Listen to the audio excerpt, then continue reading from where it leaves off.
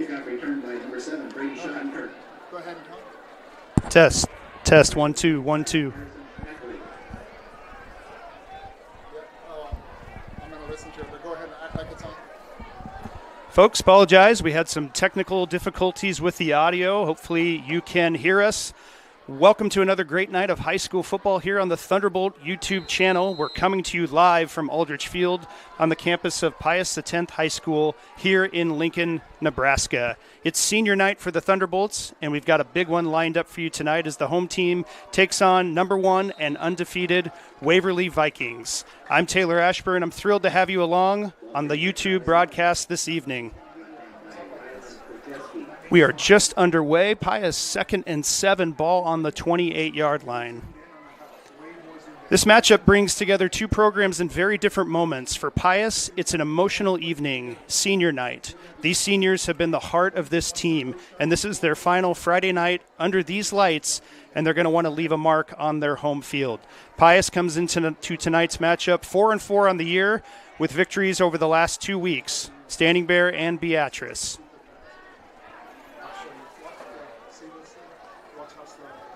Dooring up the middle for a gain of about 2. Starting at quarterback tonight, number 17, Dominic Miller, sophomore. Injuries to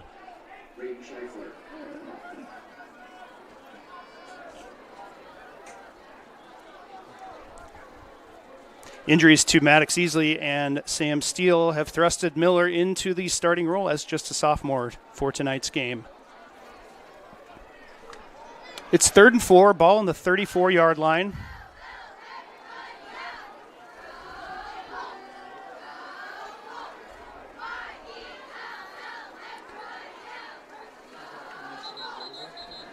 Flag on the play.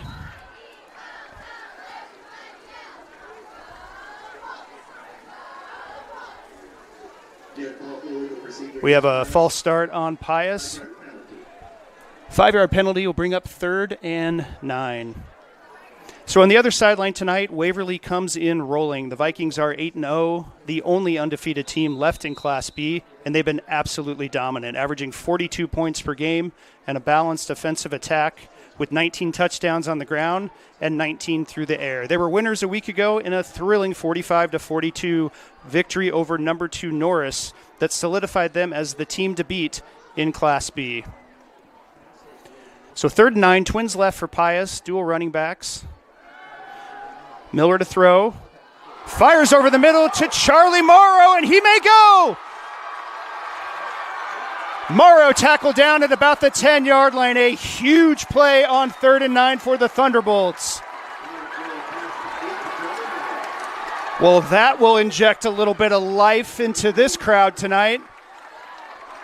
The mist still continuing to kind of fall. It's a cool football night in Lincoln, 54 degrees. What a start for the Thunderbolts. 1st and goal, ball on the 10-yard line. It wasn't a deep pass. Charlie just across the middle. Perfectly thrown ball by Miller. And then Charlie, who one of the fastest guys on the team, was off to the races.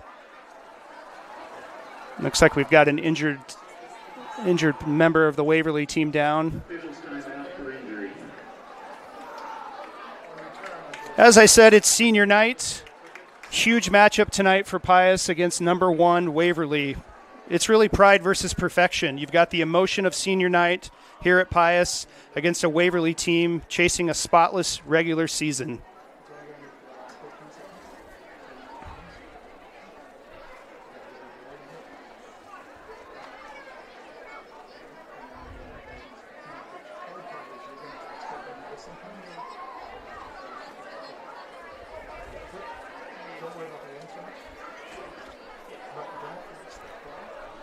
One week ago, Waverly, it was a huge game against Norris. Number 1 Waverly versus number 2 Norris. It was a back-and-forth shootout kind of night. Waverly pulled ahead late in the game with a game-winning field goal by sophomore Landry Moss.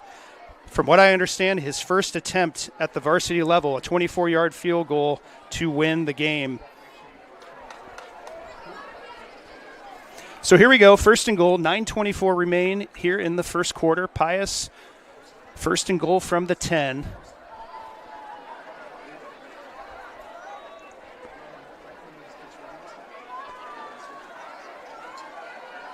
Miller in the shotgun, flanking him to the left. Rylan Doring, senior. Carter Goki at the H. Twins left. The give to Doring. Almost untouched, and he will score. Touchdown, Thunderbolts, with 9:12 remaining in the first quarter. Pius 6, Waverly 0. You could not dial up a better start to this game. As the lights flicker and flash, the Thunderbolts attack first. Just love to see that as a coach. Come out early, set the tone. They're getting 4, 5, 6 yards a carry. And, of course, the big pass over the middle for Charlie. We were still kind of getting our sorts up here, but I think that had to have been at least a 50-yard gain on that play.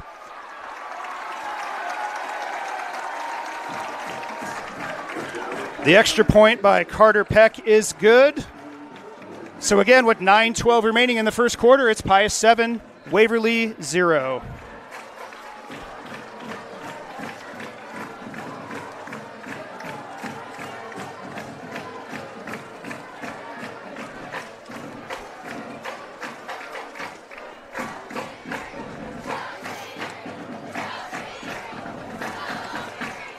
The challenge, of course, for that Thunderbolt defense is slowing down this dynamic offense of the Waverly Vikings. They come into tonight averaging 217 passing yards and 186 rushing yards and 41.5 points per game.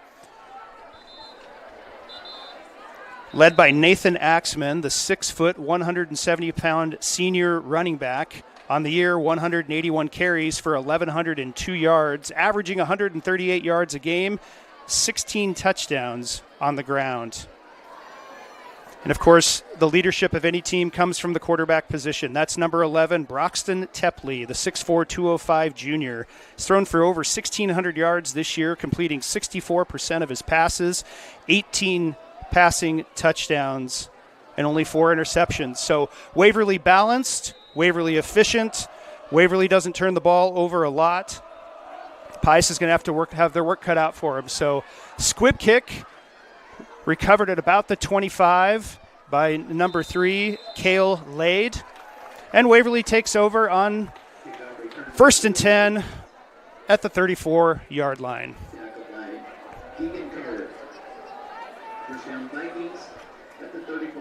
The strength of the Pius team has to be their interior line. Guys like Cannon Gomez, Carter Goki, Zeke Mullendor.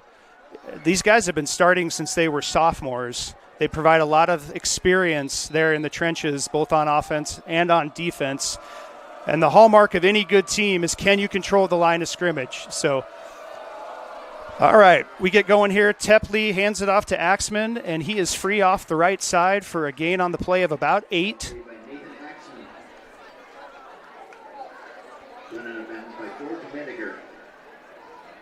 Tackle on the play by number 5, George Meedinger. I called him Charlie last week, or 2 weeks ago. Charlie's his dad, so my apologies. I said, Charlie, at least I pronounced your last name right. George Meedinger, good kid, has really been a bright spot on this Pius defense this year. So 2nd and 1 after that gain of 9. Tepley, fake. Ooh. Boy, Charlie had a shot at that one. Timed the little quick pass perfectly, just scooted through his hands. That had pick 6 written all over it if he could hold on.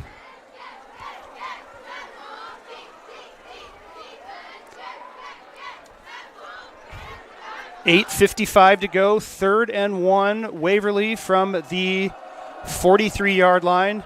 Tepley in the shotgun. The give up the middle is to Axman. I don't think he got it. It's going to be very close. I think he's about a half a yard short. It is 4th down.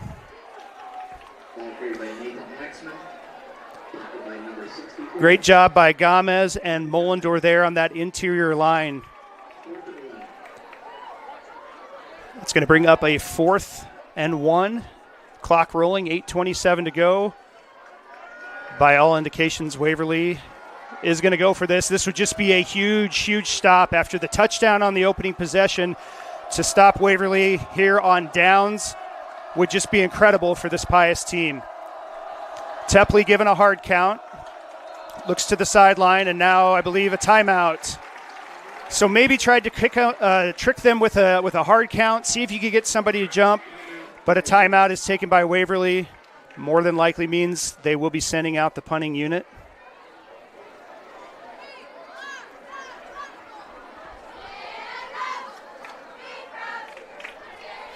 In Husker volleyball, they won the first 2 sets against Northwestern, and they lead in the third.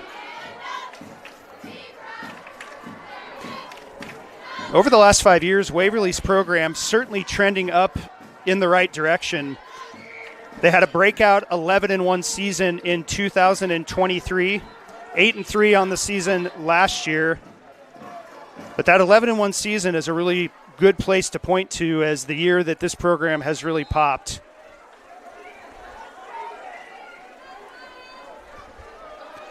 So Waverly in punt formation.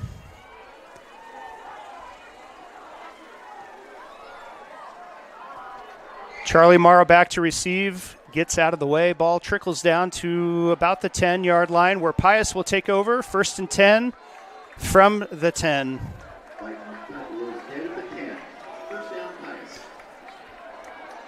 So many people know that this year was the first year of Pius's new feeder program called the Junior Bolts, and I've been very blessed to be a part of that new feeder program. A couple years ago, when we were having conversations about doing this, I actually reached out to Waverly and talked to the president of their Junior Vikes program. Their program's been up and running since the fall of 2014. It was created by the high school program to teach the same fundamentals and philosophy. And the coach told me that he credits Waverly's success, in particular over the last 5 years, to 2 things. Number 1, a solid strength and conditioning program, and number 2, the Junior Vikes feeder program. Both of those things are in motion here at Pius with the implementation of Bolt Power this past summer and, of course, the new Junior Bolts program. So Noah Barnes carries on first down, pickup of about 3. Noah Barnes, senior, 180 pounds, a force on both sides of the ball. He's had 30 carries for 125 yards on offense, 47 tackles on the other side of the ball on defense. So 7:24 to go, 2nd and 8, ball on the 12. Miller in the shotgun, trips right, Goki in the H on the left.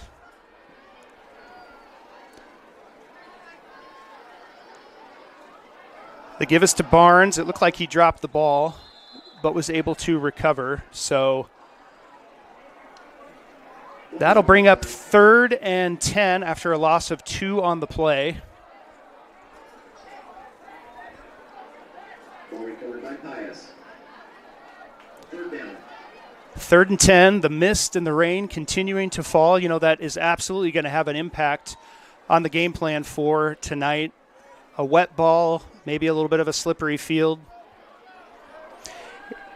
It's a tall order for Pius tonight. There's no denying that. You're going up against the number 1 team in Class B, undefeated. But these games, they aren't won on paper. You have to line up. You have to play the game. Pius has every reason to be confident right now, leading 7-0 with 6:20 here in the first. Miller to pass. Flushed out of the pocket and brought down for a sack, about a 7-yard loss on the play. So 3 and out for Pius. That'll bring out the punt team. We talk about field position. Field position is so key, especially when you can flip the field position. So, you know, Waverly started that drive, I believe, on their 30. They punted deep. Pius, 5 yards in the wrong direction, now punting from deep in their own end zone. An opportunity here for Waverly to really flip the field.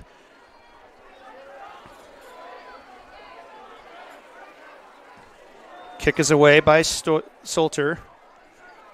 Fair caught by Axman at about the 43-yard line. So Waverly will take over on the 43 in Pius territory for the first time. First down at the 42.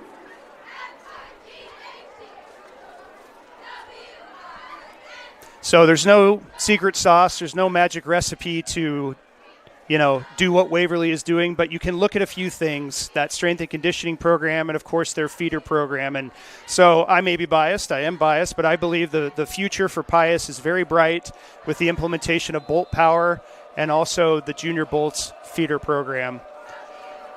Tepley hands off to Axman. He is met by Noah Barnes in the backfield for a loss of about 1.5 yards on that play. Excellent job by Noah filling his gap, getting into the backfield. Like Coach Elward used to say, when you hit a guy, you stop him. Hit him and make him stop, and that's what Barnes did. Axman certainly is a threat. Like I said, 1,100 rushing yards on the year. He's a threat from the backfield, too. 16 receptions, 265 yards, and 2 touchdowns. So 2nd and 12, 4:51 to go here in this first quarter.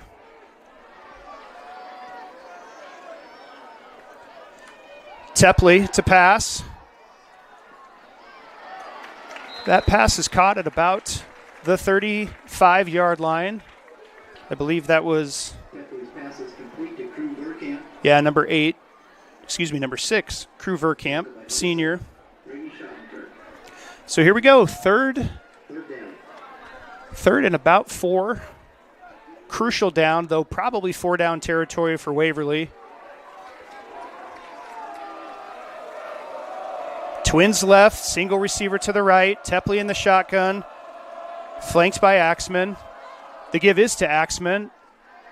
Up the middle, enough for the first down, but a good shoestring tackle, I believe, by number 20, Caleb Davis. There was not anything but green grass in front of him, so Caleb coming in, making what probably would have been a touchdown saving.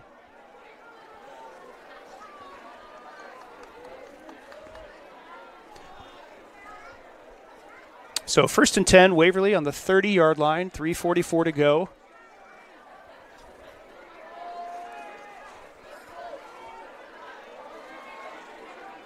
Tepley to throw. Over the middle.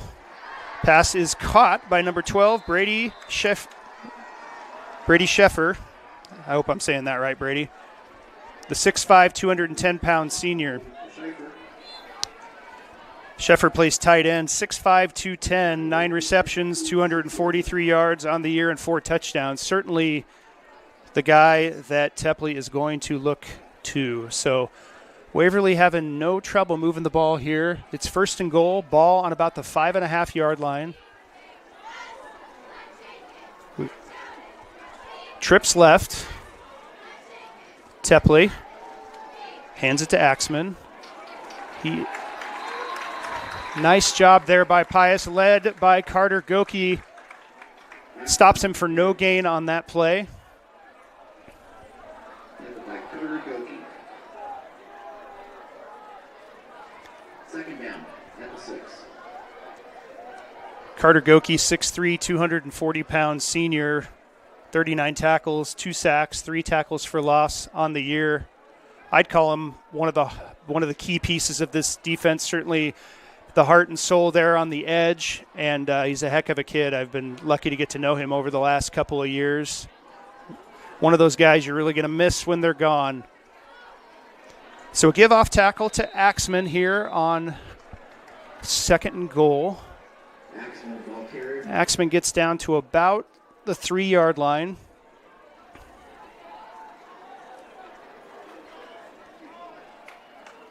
Third goal at the 3. So 3rd and goal from the 3-yard line. Waverly threatening to score. Got kind of a heavy set here. Two tackles on the right side, plus a tight end, plus a fullback. They went wildcat with Axman, and he is in for the touchdown. So with 1:39 remaining in the first quarter, Pius 7, Waverly 6. Extra point coming up as the rain continues to fall here on senior night at Aldrich Field.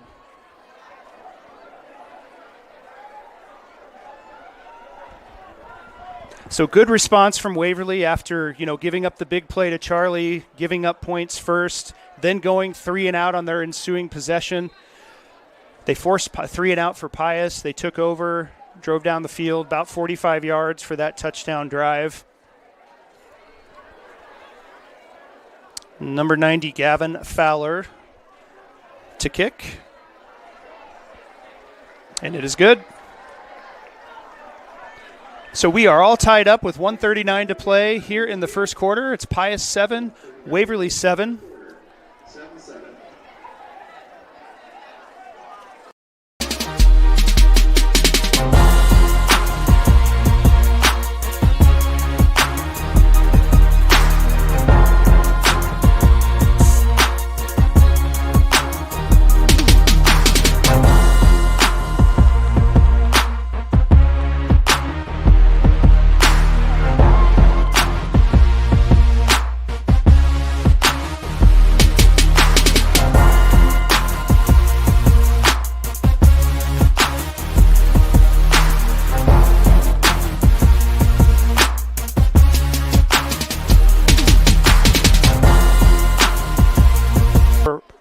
Most likely the last time here on the turf at Aldrich Field. I know it's more than a game.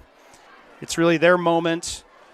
They've helped define this season and this program. They'll always be part of the Pius history wherever their paths take them. So we certainly thank all the seniors for their contributions over the years. As a parent, I can tell you it goes fast. It really does.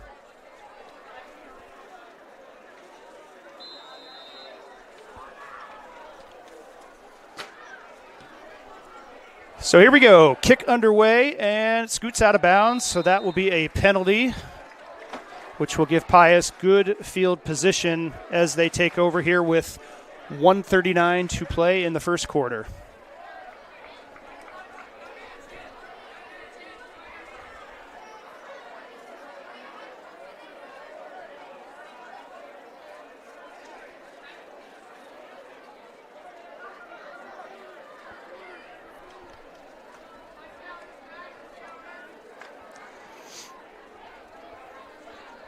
Illegal procedure.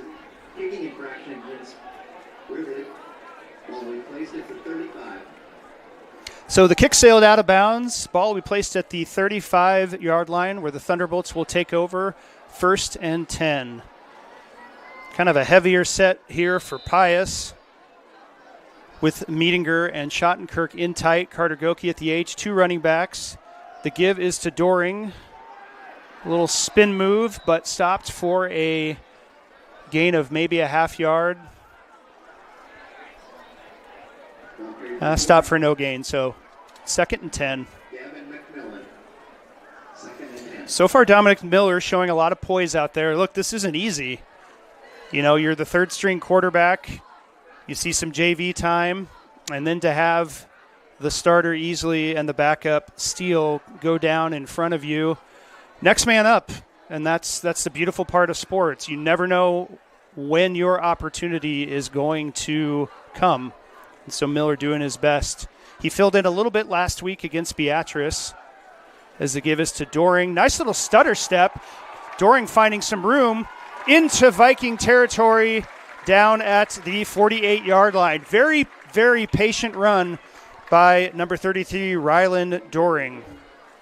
In this zone read, zone blocking, zone run system that Pius runs, those running backs have to be patient. Linemen are all taking their steps like trains on a track, and the running back's job is to patiently wait for the hole to open, and when it opens, stomp on the accelerator and get upfield, and that's what Doring did on that play. Well done. So 10 seconds left in the first. Pius seems content to run a play, and penalty flag on the play, probably a false start. And those are just such drive killers.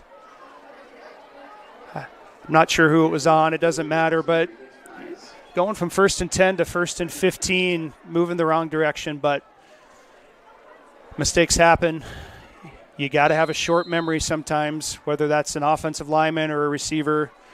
Short memory and move on to the next one. So clock is all zeros. That is the end of the first quarter with your score from Aldrich Field. Pius 7, Waverly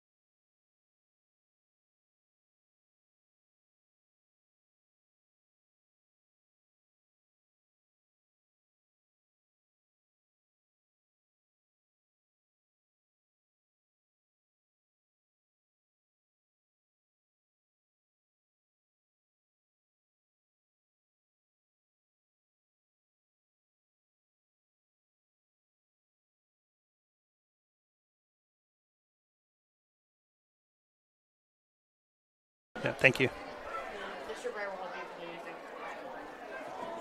Welcome back as the faces of the senior band members display across your screen. Again, senior night, not just for football. Band was recognized, cheerleading, dance team. Just an overall great night here at Aldrich Field. It's a special place. Aldrich Field has a real community feel to it. It's a unifying place. On Friday nights, you got the kids not watching the game, running around behind the stadium or playing football down at the south end. Student section in kind of a camo theme tonight. They give us the Barnes up the middle. Gain of about 4. We do have a flag on the play.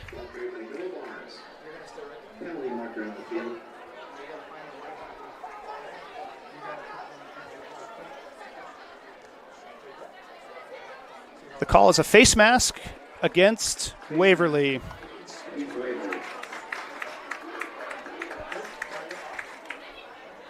So not a personal foul, so just a 5-yard penalty, but it is enough to get Pius in a little bit better down in distance. It's going to bring up 2nd and 6 for the Thunderbolts. Pius versus Waverly all-time series. Pius leads that series with 15 wins and 6 losses, but over the last couple of years, it's been all Waverly as their program has surged into one of the more dominant programs in Class B, and as mentioned, undefeated and number 1. So the fake to Barnes. Miller just holding onto the ball for too long. Results in quite a loss, and holding Pius is the call. So they'll certainly decline that penalty and take the ball where it stands. So a very manageable 2nd and 6 now turns into a 3rd and 20.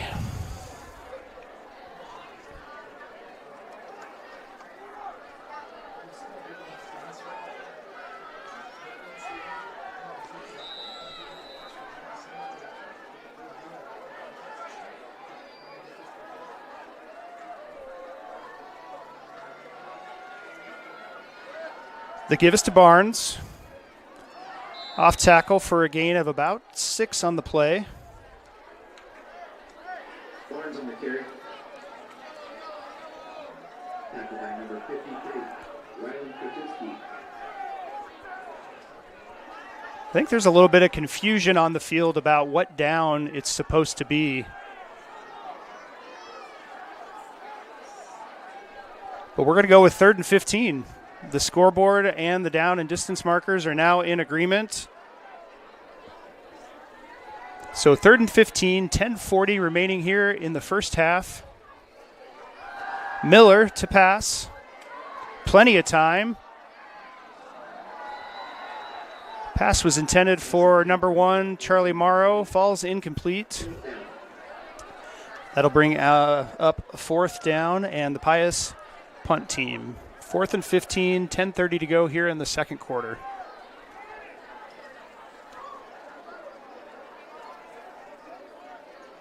Henry Salter back to punt, averaging 35.3 yards per punt on the season.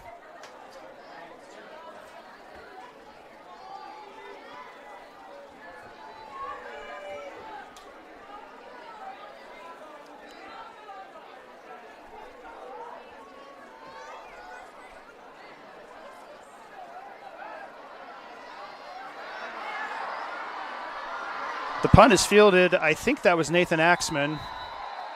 And a really good return. Out to the 47-yard line. So Waverly takes over. 1st and 10 from the 47 with 10:17 to go here in the second quarter. First down up to 47. Well, it's gut check time here for the Thunderbolt defense. Waverly, no problem moving the ball on their last possession. The give up the middle is to Axman. Good job there, Zeke Mullendor filling his gap. Good gap responsibility. Also Carter Goki in on that tackle. Gain of about 2. Brought in by Carter Goki and Zeke Mullendor. 2nd and 8. This 4-man front for Pius. Each of those 4 linemen have gap responsibility. And then that's where the linebackers come into place. Doring and Barnes. Between the 6 of them, you've got to fill those gaps. And Axman, certainly a powerful runner. Not as big as some of the other backs we've seen in Class B, 170 pounds, but he does pack a punch, and he's dangerous. Averaging 138 yards on the ground per game. Tepley to pass. Pass was intended for number 7, Carson Malcolm. Just out of reach for him. Pass falls incomplete.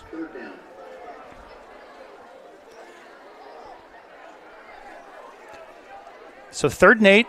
Ball on the 49. 9:33 remaining here in the second quarter.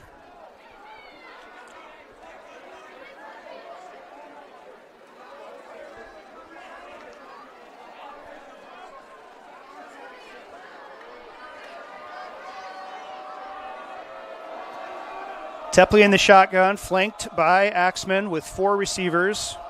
Sends Malcolm in motion. Tepley to pass. Looked like they tried to set up a little screen pass. Heavy pressure from Goki. And wisely throws the ball away. We do have a flag on the play. Might be ineligible man downfield, as that screen pass took a little bit longer than it's supposed to develop. Those linemen had probably already gotten down the field. Yep, and that is the call, an eligible man downfield. So a screen pass is a great offensive call to try to take advantage of the fact that the defense is being really aggressive. When I played back in the day, Coach Elward used to say, as a defensive lineman, if you fire into your guy and he lets you go, something's wrong. You've got to slam on the brakes, because what they're trying to do is suck the defensive line in, get those linemen down the field a little bit, throw a quick little pass kind of over the top of the defense. It's a great call, but Pius did an excellent job snuffing that one out. Again, Carter Goki applying great pressure on Tepley. By the time he threw it out of bounds, those linemen had gotten a little bit too far down the field, and then that was the penalty. So timeout on the field. 9:24 to go here in the second quarter. Waverly's going to be looking at a 4th and 8 from their own 49-yard line.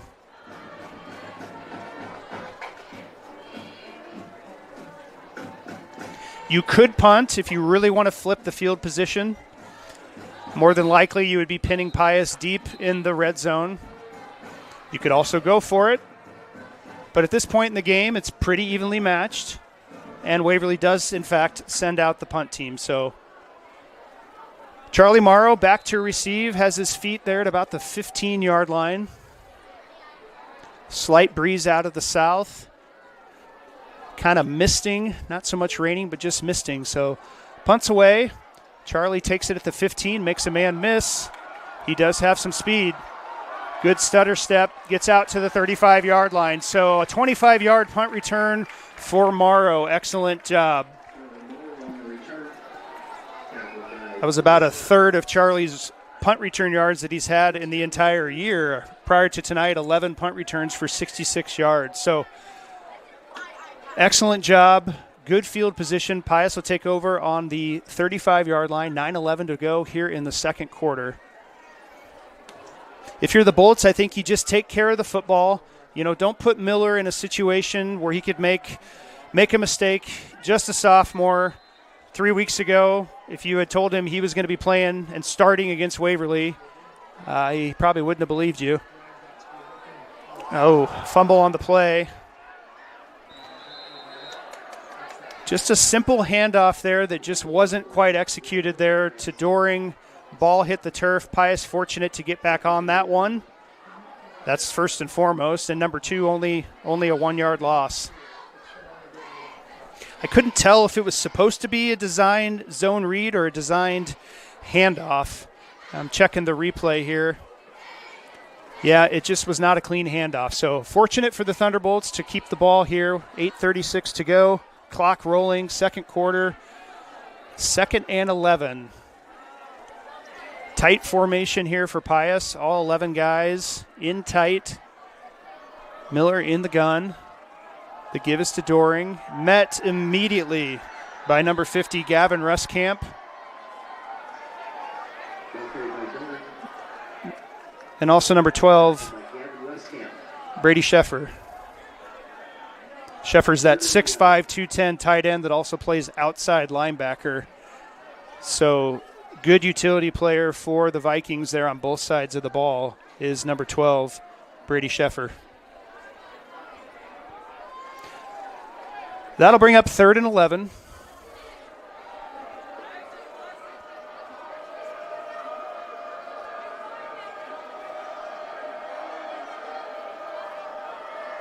Three receivers to the right.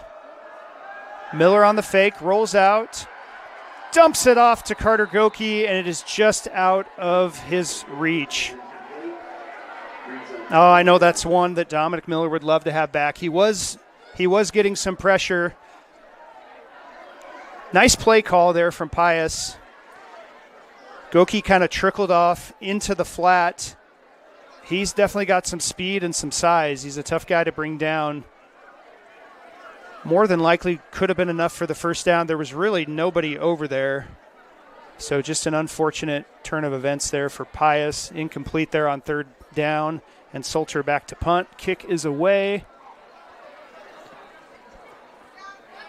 Ball bounces at about the 34, takes a good Waverly bounce, rolls up to the 40-yard line. So that's where the Vikings will take over.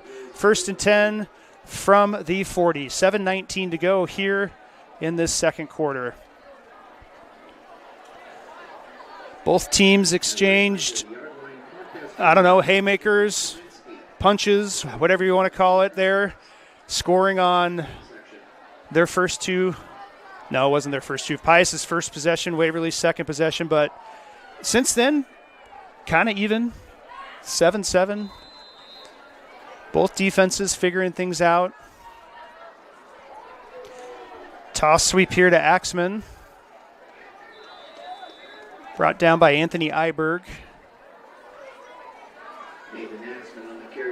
Gain of about 3.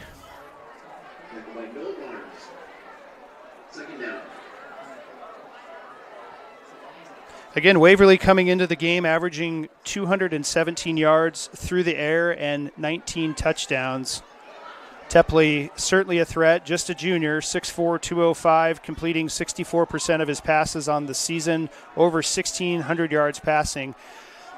And he is back to pass, going deep. Pass was intended for number 0, Gavin McMillan, but falls incomplete.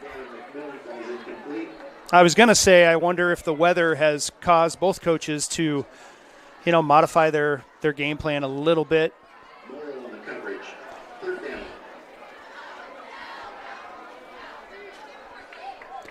So 3rd and 7 from the 43-yard line near the left hash.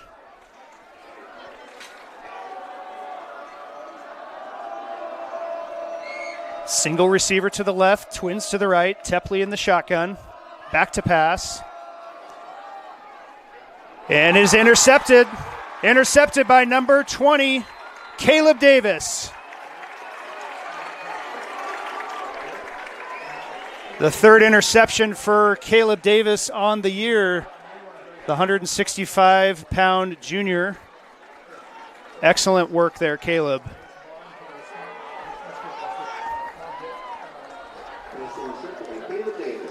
Tepley had plenty of time, stepped into the pocket. It looked like the ball just kind of floated on him. Davis was about 5 yards behind the intended receiver. Easy interception. So, again, weather-related, maybe. Wet ball, probably. You just never know. But for Tepley, only his 5th interception of the year. So Pius takes over after the Waverly interception. 1st and 10 from the 47-yard line. And that'll be a false start on, I believe, Iberg. Iberg at the running back position, lunged forward. And that can happen. That can happen. You know, you've got a quarterback that you haven't played with much this year, even though the cadence for Pius is the same, regardless of who's playing quarterback. It sounds different. The timing's different. The tempo's different. So, but again, another first down penalty for Pius. You just can't continually have 1st and 15 against the number 1 team in the state. So Pius will be looking to clean up some of those little mental mistakes as Doring picks up about 1 yard on the play. Doring on the carry.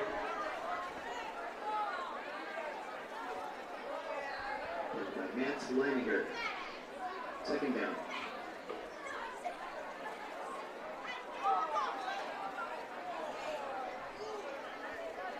Well, what do you do? 2nd and 14. It's raining. You got a sophomore quarterback. You're playing Class B number 1 and undefeated Waverly.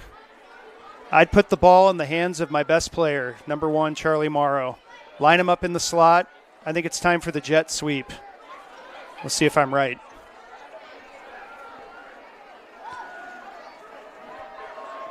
Oh, there he goes. Get through. Well, I called it, but unfortunately the gain was only for a couple of yards, brings up 3rd and 11.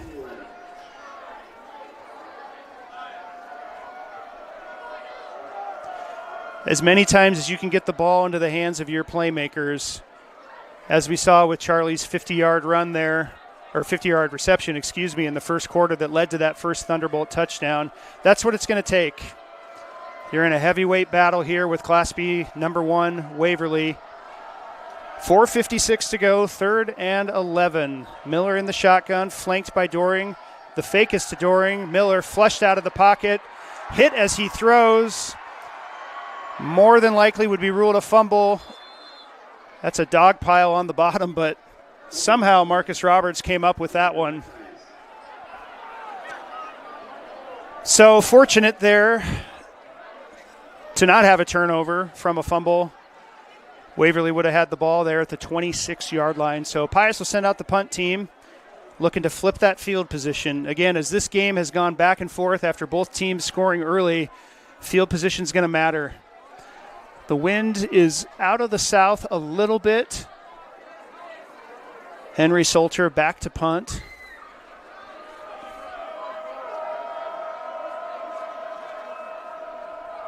Stands at his own 19-yard line. Kick is away. Ball is free and recovered. So Zach McElhose caught it just a few steps from the out of bounds. Probably would have been wise to fair catch or let it go. Slipped through his hands, and Waverly very fortunate to maintain possession there. But decent job by Pius, flipping the field position now. Waverly's going to take over on the 35-yard line. 3:49 to go here in the first half.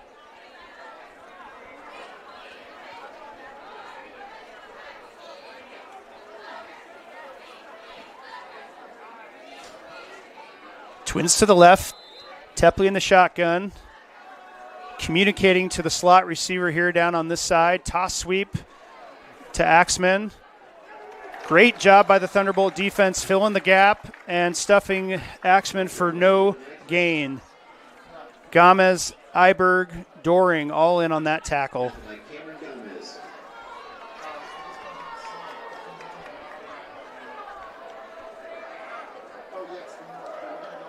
Tepley was signaling to his slot receiver on the right side. I thought maybe he was going to send him on a go route, but toss sweep to the left side. But a good job again by Pius filling the gap. So trip receivers, Tepley in the shotgun, back to pass. Flushed out of the pocket. Good pressure there by Goki. And Tepley wisely throws it away. Going to bring up 3rd down and 10. That's a couple times we've seen Tepley throw the ball away. And that's not a bad thing. Controlling the football, limiting turnovers. Good heads-up football there from the junior quarterback.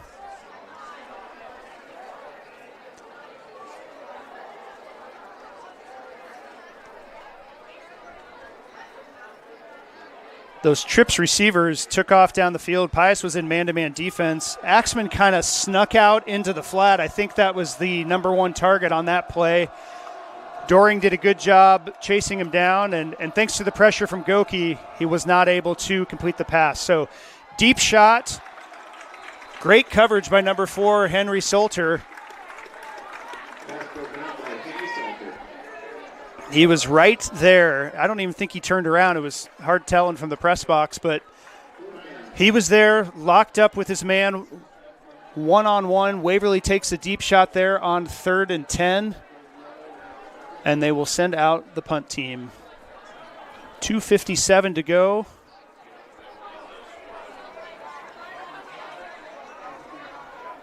Charlie Morrow back to receive. See if Charlie can break through with another good punt return. High end over end kick.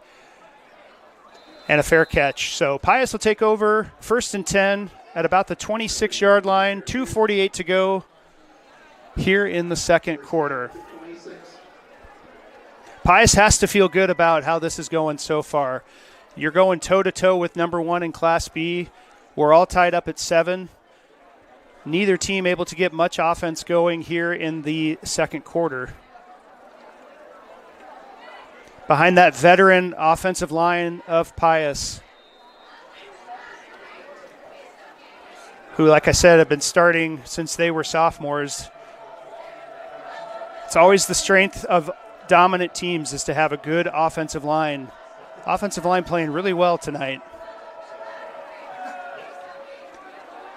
Doring off tackle for a gain of about 2. He'll bring up 2nd and 8. Westcamp on the tackle. 2nd down.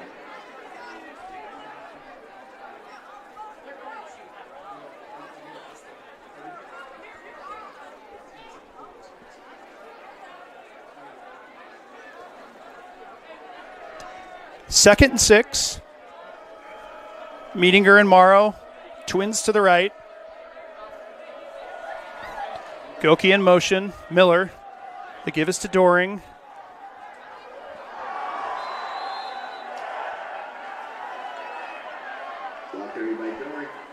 And he is stopped for no gain on the play. Number 64, Caden Fritz, in there on that play, as was number 12, Brady Sheffer. 3rd and 5, 1:40 to go, first half.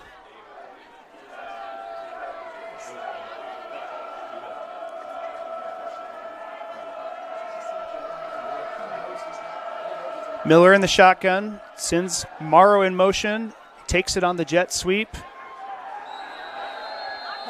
for a gain of about 1, and Waverly quickly calls a timeout, their second timeout of the half.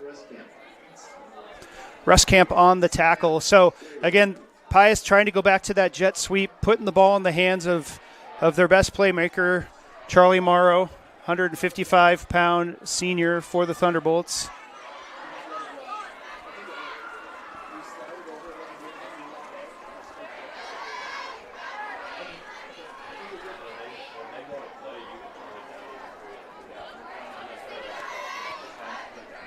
As the Pius band begins to take formation down in the north end zone, we've got something very unique happening tonight with the Pius band. Tonight the band is bringing back a beloved tradition from the early days of Pius home games. It's called a lights out halftime. Pius had to stop the tradition in the 80s, but with the new LED lights at the stadium, they're going to give it a try again here tonight. The band will march at halftime with LED lights attached to their foot. Also, with this new technology we have with the lights, they're able to attach colorful lights on either end of the flag lines poles for a really fun effect. So we're going to bring that to you here for halftime. You'll want to stick around and check it out. Certainly something I've never seen.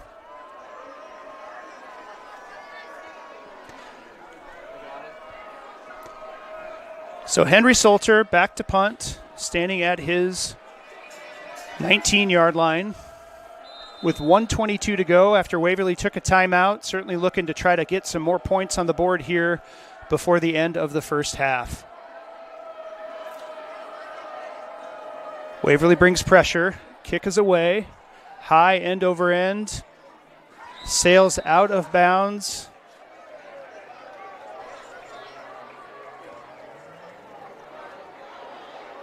Trying to see where the official stopped. Looks like the 43-yard line.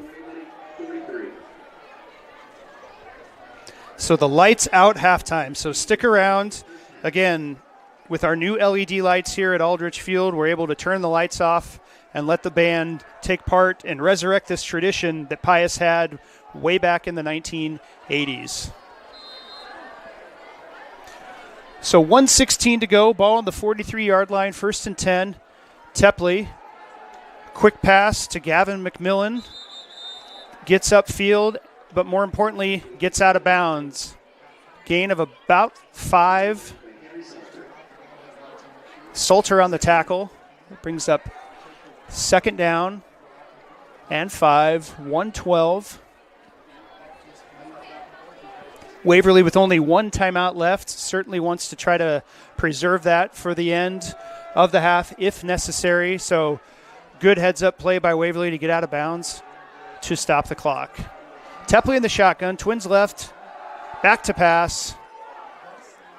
Good little out route there by number 0, Gavin McMillan.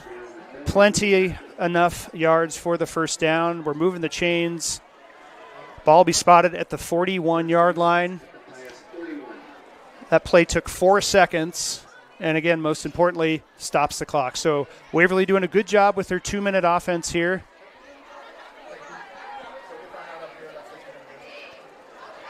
Thunderbolts were in man defense that time, trying to lock down those receivers. McMillan ran a nice little hitch route. The throw was perfectly timed by Tepley. And that's where we are, 1st and 10. Swing pass out to McElhose. McElhose is able to get out of bounds after a gain of about 6 yards on the play. Bring up 2nd and 4. 1:01 to go, first half. Pius and Waverly all tied up 7-7. Certainly a score that'll raise some eyebrows, as Waverly has been dominant as of late. Of course, that last-second win over number 2 Norris last week. Tepley to pass. Pass is caught by the big tight end, number 12, Brady Sheffer. Again, the 6'5", 210-pound senior. Forced out of bounds at the 16-yard line. Forced out of bounds by number 20, Caleb Davis.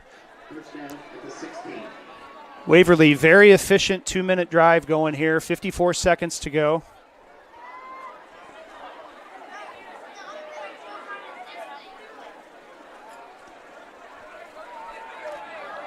Tepley gives to Axman. 3 Thunderbolts meet him at the line of scrimmage. Carter Goki, Zeke Mullendor, and George Meetinger. So the clock will continue to run, 38 seconds and counting. Waverly going tempo, going hurry up. 2nd and 7. Tepley in the shotgun.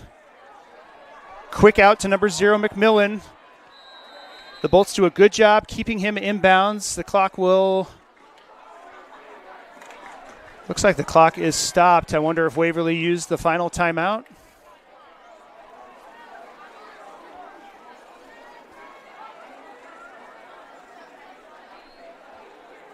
Pass is incomplete. 3rd down.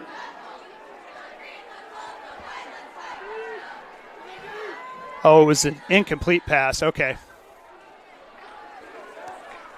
It's a tough angle from the press box here. I thought he caught it. My apologies. So 3rd and 7. Clock stops at 27 seconds to go. Tepley to pass. Looking left. Looking middle.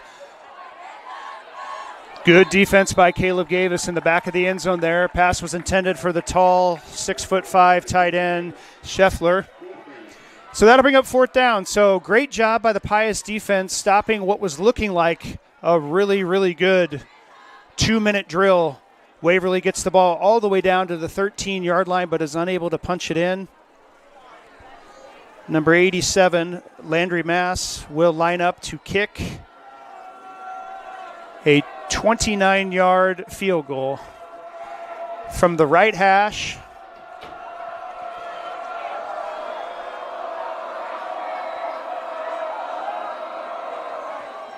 Kick is up, and it sails left and is no good.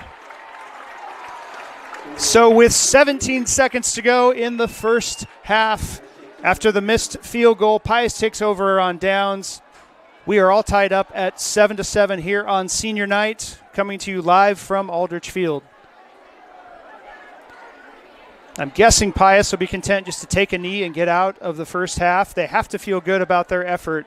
They are, without a doubt, in this ball game. They're every bit in this game.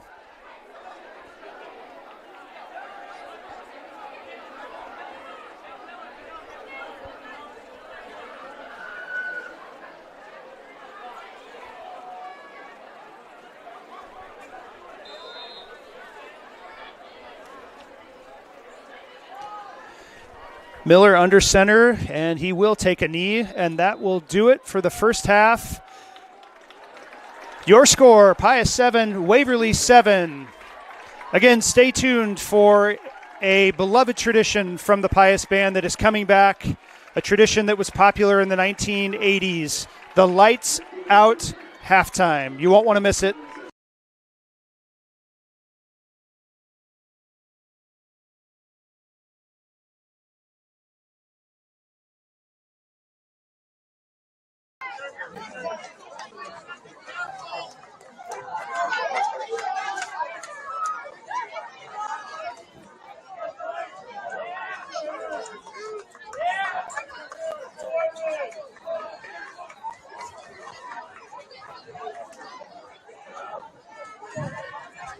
Your attention, please.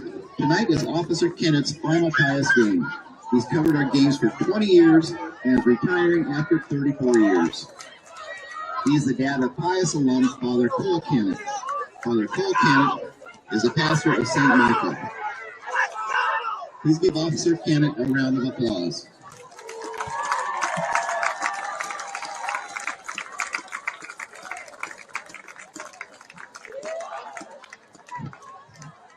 Now entering the field for the final time before the state marching contest. Your own Pius X Rolling Thunder Marching Band. In the early years of the band, during the 1960s, under the direction of our first band director and Pius X Fine Arts Hall of Fame member, Phil Murphy, a special tradition arose, Lights Out Halftime. With flashlights strapped to their legs, the band would perform in darkness during the homecoming game, a tradition that continued until the early 1980s. Now, 45 years later, the 2025 Pius Band proudly revives that tradition tonight. We dedicate this performance to our founding director, the great Phil Murphy, and to our beloved senior band members.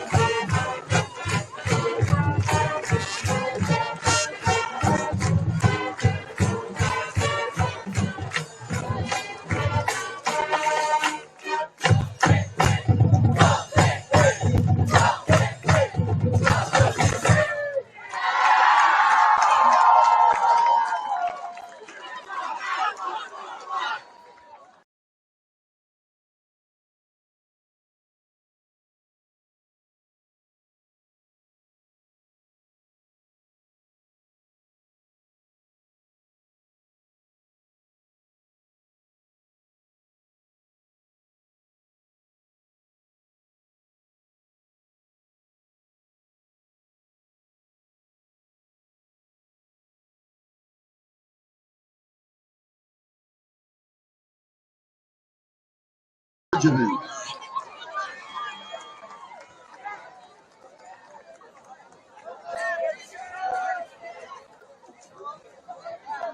Ladies, your music is on.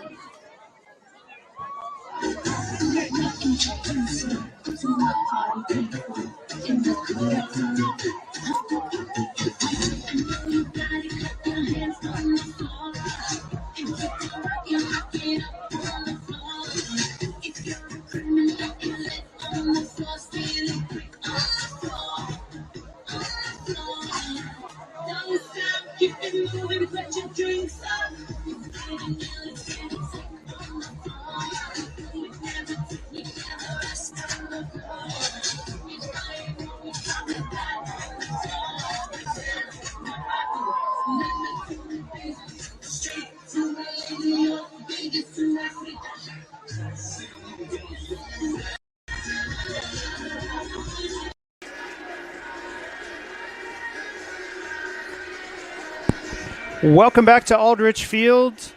I'm Taylor Ashburn. Thanks for joining us here on the Thunderbolt YouTube network, where our score is Pius 7 and Waverly 7. Hope you enjoyed the Lights Out halftime show from the band.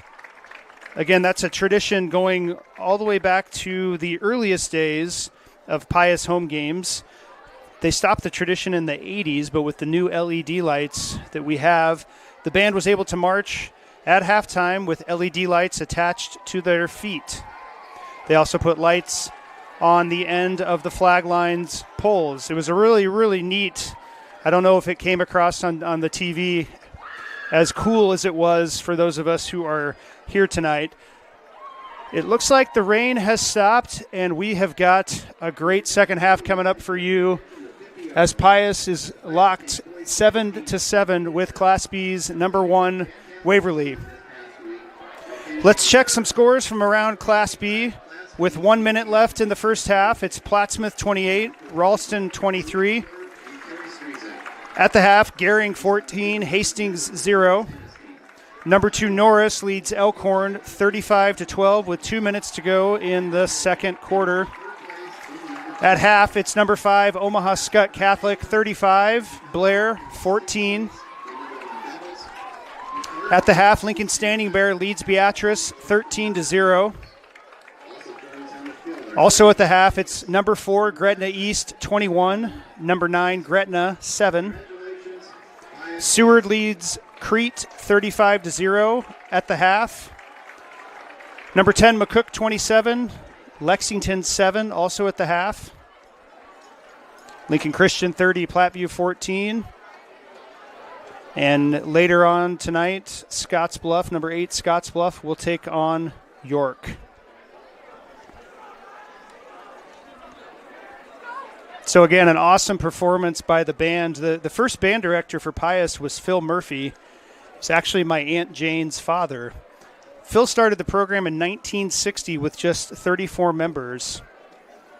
He was followed by Mike Murphy, no relation, the longest-serving band director with 29 years as the director of the band. Again, people often wondered if the two Murphys were related, but they were not. Phil Murphy was quite a big deal in his time. He was a founding member of the Nebraska State Bandmasters Association, the same organization that today runs our state marching festivals and oversees competitions and parades throughout the fall. Think kind of like the NSAA does for sports, but for bands. He even served as the president of that board and was known for leading outstanding bands. We weren't sure, and by we I mean the Pius administration, they weren't exactly sure when the first Lights Out show took place, but they know that by 1967 the band was performing its annual Lights Out show. Back then they strapped flashlights to their left legs, pointing down at the field, and marched the entire show in the dark. In the early 1980s, Vince Aldrich decided they could no longer continue the tradition, with the main reason being how long it took for the stadium lights to come back on afterwards. So, pretty cool tradition here. Maybe something we'll see year after year now with these awesome new LED lights that we have here at Aldrich Field. The rain has stopped. It's just a wonderful vibe here at Aldrich Field tonight. And like I said earlier, there's just something special about this place. When you look at Lincoln Public Schools throughout the city, really none of them have a home field. I mean, East has Seacrest, and that's on their campus, but Seacrest is shared by other schools. Lincoln Northwest has their new UBT stadium. Standing Bear kind of claims that as their home field as well. But Southeast, Northeast, Lincoln High's got a home field. But my point is that to have your own field, your own turf, literally your own turf with your logo on the 50-yard line is something really special. There's been a lot of state championship teams on this field. Some NFL players have played on this field, graduates of Pius that went on to play professionally. It's just really a special place. I want to give a shout out to the Pius Booster Club. A lot goes into putting on a home game at Aldrich Field, whether it's the people taking money at the gate, the people checking tickets, the dozens of workers in the concession stand, the 50-50 raffle. So a big thanks to the Booster Club. If you're not a member of the Booster Club, Pius family, strongly encourage you to consider joining. For as little as $50, you too can join the Booster Club. And it's not just sports. The Booster Club supports band. The Booster Club supports the arts. The Booster Club supports the dance team, the cheerleaders. So it's not just the sports that benefit from the Booster Club, but it's all activities at Pius. So check out piusx.net,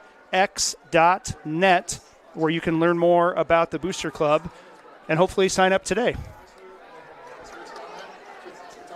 Lots of fun traditions. Every home game, the students have a theme tonight. They're wearing camouflage gear. 2 weeks ago was the pink out. And, of course, our new tradition this season at Aldrich Field is the third quarter light show, just like you see on Saturday nights at Memorial Stadium. So you won't want to miss that.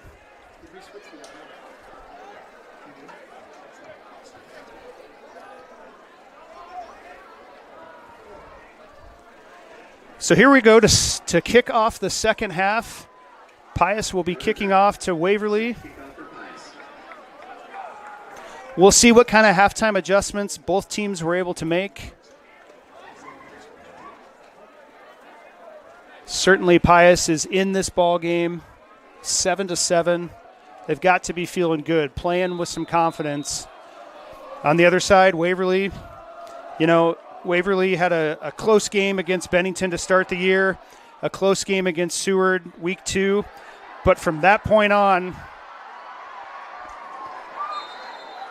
as number 1, Zach McElhose returns the opening kickoff here, the second half to the 50. But what I was saying, after those first 2 games, Waverly has been lights out, 42-7 over McCook, 50-15 over Elkhorn, 42-0 over Standing Bear, 49-7 over Beatrice, 55-13 over Plattsmouth, and then again that heavyweight bout last week against number 2 Norris, where Waverly kicked a field goal at the end to win 45-42. So here we go. Tepley from the gun hands it off to Axman.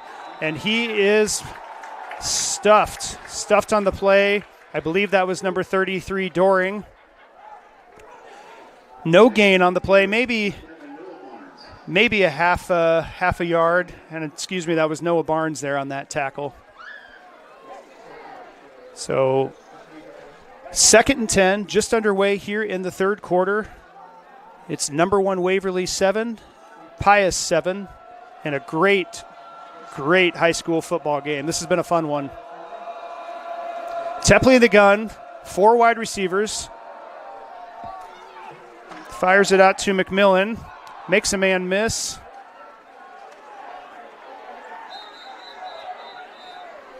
Pickup of about 12 on the play. Good enough for a Waverly first down. George Meetinger on the tackle. First down at the Pius 38. Waverly will have it 1st and 10 on the Pius 38-yard line. So you can always set the tone when you come out of halftime.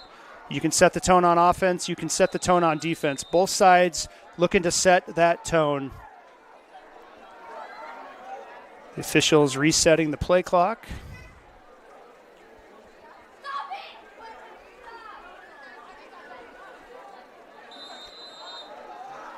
Tepley has twins to the left in the shotgun.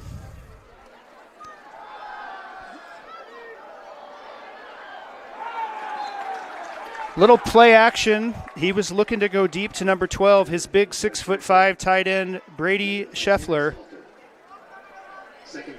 But for the second time tonight, just a wonderful job by number 4, Henry Salter. Sticking with his man as best as he can. He was locked up in coverage. Again, he doesn't turn around. The ball, I think, hit him right in the back of the head. Pius doesn't put the height in the directory, but I'm guessing there's about a 5-inch difference there. So Tepley back to pass, pressured, almost brought to the ground. Finds a way to get rid of it. Oh, my.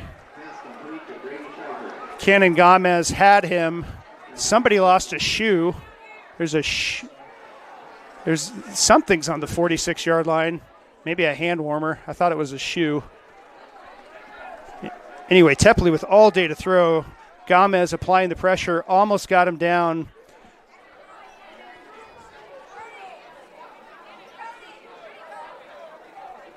And was able to find number 12, Scheffer, there over the middle for a pickup of about 2. So 3rd and 8, ball on the 36-yard line.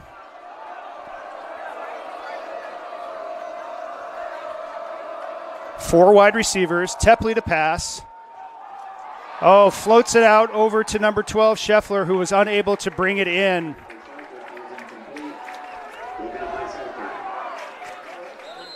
So there you go, Waverly moving the ball a little bit, but Pius able to force 4th down and timeout on the field for an injured Thunderbolt.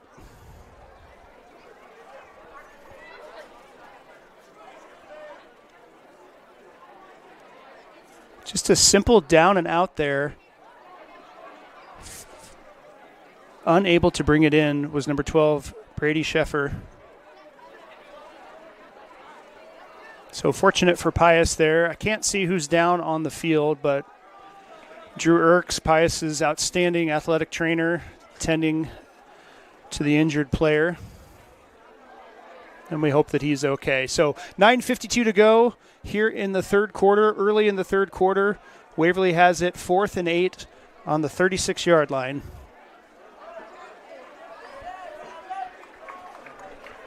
That was number 4, Henry Salter, who was injured on the play, but good to see him get up and jogging off the field.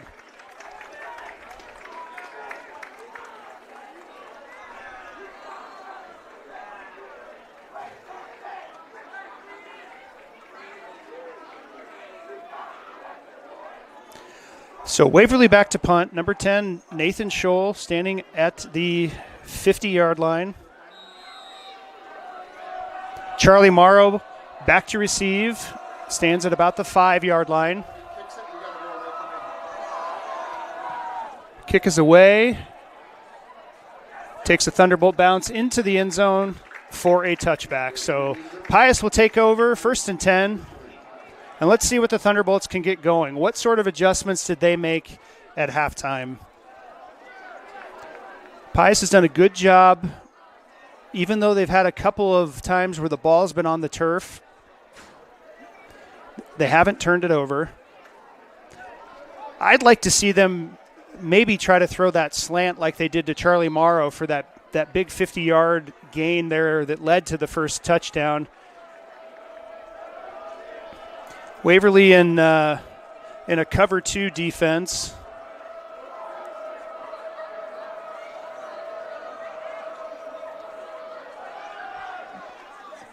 The give is to Doring. Met quickly by number 65, Tyson Heine. The 6'4", 242-pound senior. So 2nd and 9.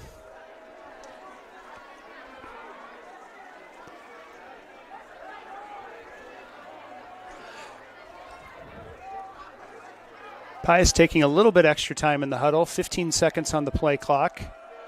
Miedinger and Morrow, twins to the right. Carter Goki at the H. Quarterback Dominic Miller, flanked by Doring. The give is to Doring.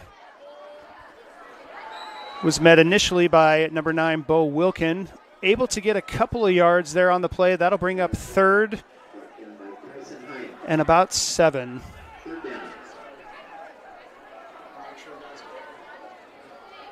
So 3rd and 8 now. 3rd and 8. 8 minutes, 34 seconds remaining here in the third quarter. Pius has the ball on the 22-yard line.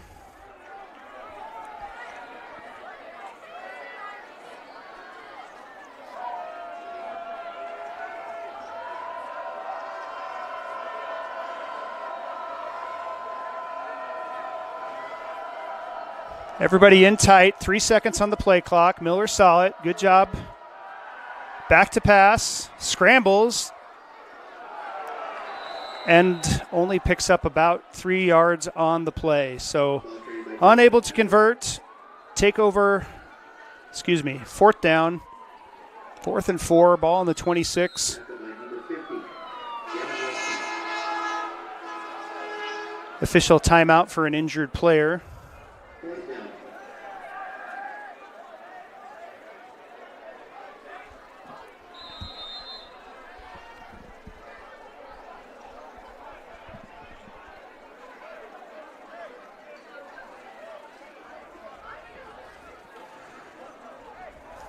Pius took a little bit longer time in the huddle there. Now they're sending out the punt team.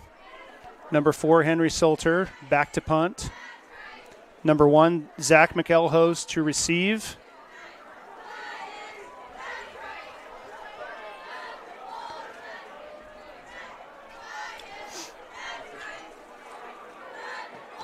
Decent pressure, good punt. McElhose backpedaling, taking the ball at the 30.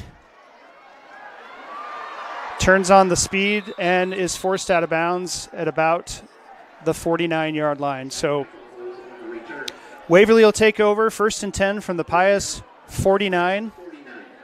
So not much of a field position shift there as Waverly takes over here at midfield.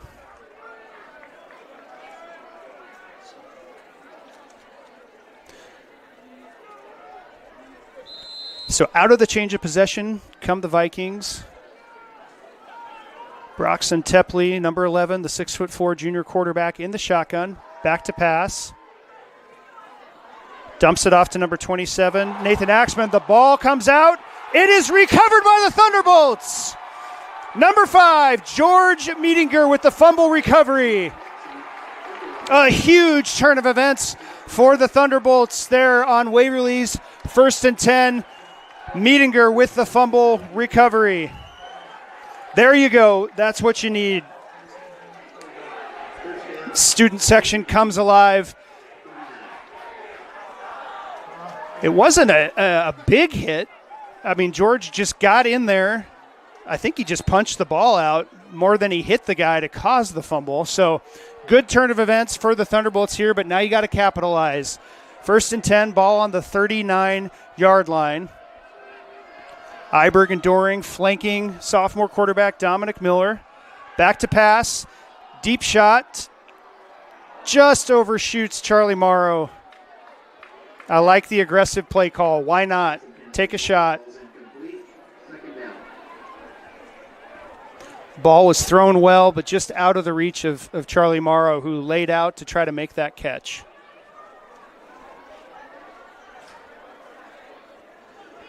So 2nd and 10. Really important that Pius stays disciplined here. No false starts.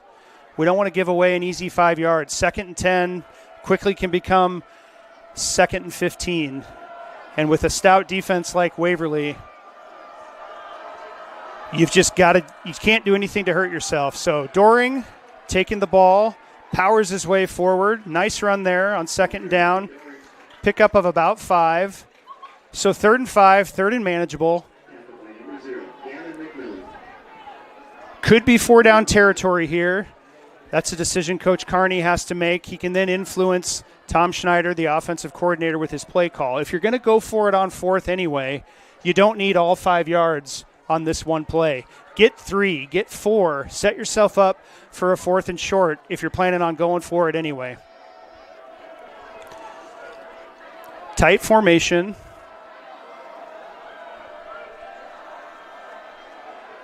The give is to Doring. Powers his way forward for a gain of about 3 on the play. Maybe 4. So no hesitation. Pius going for it. They're going to have 4th and about 1.5 yards. 5:48 to go, third quarter. Pius 7, Waverly 7. Crucial 4th down here for the Thunderbolts. A big swing in momentum as George Meedinger forced that fumble. Pius recovered. But a big 4th down play here for the Thunderbolts. Bunch formation. Miller in the shotgun. Pass was almost intercepted by number 56, Max Leininger.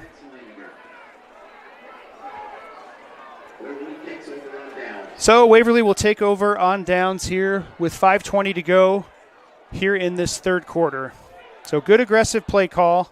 Pius came out in kind of a bunch formation. You can tell this coaching staff, trusts Miller. He is a sophomore. But they trusted him there, put the ball in his hands, just couldn't make the play. So, big hit. You could hear that one from all the way up here. Number 27, Axman, tackled on the play by number 20, Caleb Davis. Davis with 26 tackles on the year, his 3rd interception that he got here in the first half. That play was enough for a 1st down, so it's 1st and 10 for Waverly. Ball on about the 40-yard line. Tepley to pass, finds his receiver, Crew Verkamp. Verkamp picks up about 6 on the play. We'll call it 5, so 2nd and 5 from the 46-yard line. 2nd and 5.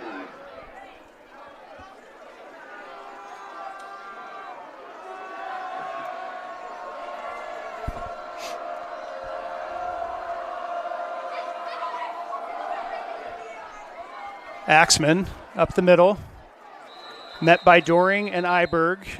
It's going to be very close to a 1st down, and it is a 1st down.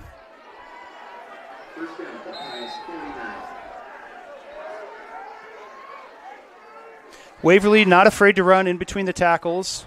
Axman's certainly a powerful running back.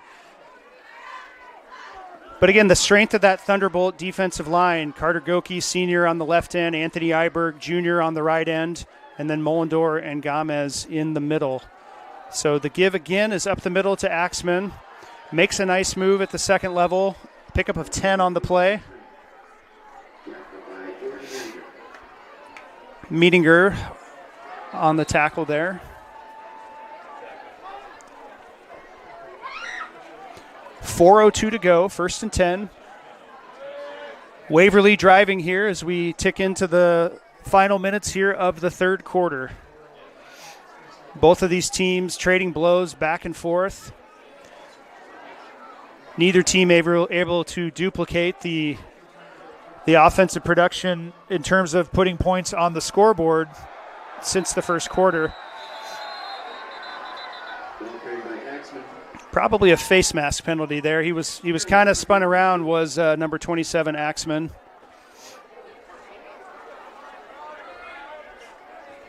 And it is the personal foul face mask on the Thunderbolts. So 15-yard penalty, tacking on more yards to what's already been a very productive third quarter drive here for Waverly.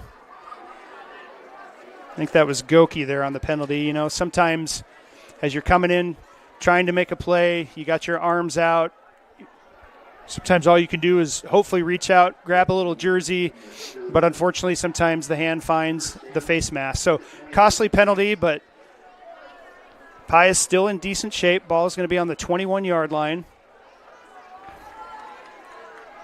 Did a nice job stopping Waverly the last time they had the ball in the red zone there in the final minute or two of the second quarter. So Tepley in the shotgun. Drops the ball. Ball's on the turf. He didn't recover it. Pius takes away another one. Tepley just didn't look like he ever had it. The ball hit the turf, took a really favorable Thunderbolt bounce, at least a yard forward, and he just wasn't able to get back to it. So back-to-back turnovers on back-to-back drives for the Vikings. Pius needs to capitalize now. You've just been handed 2 turnovers here in this third quarter by an offense that doesn't turn the ball over a lot. We've got to do something with it here now. If nothing else, flip the field position again. Let's get down into Waverly territory. Pius starting this drive on their own 23-yard line. Again, we're all tied up at 7 with 3:27 to go. The give is to Doring. Not much doing up the middle. Maybe a gain of about 1. Ball carried by Doring. Tackled by Sam Dakey. 2nd and 9. That'll bring up 2nd and 9 for the Thunderbolts. The ball on the 24-yard line.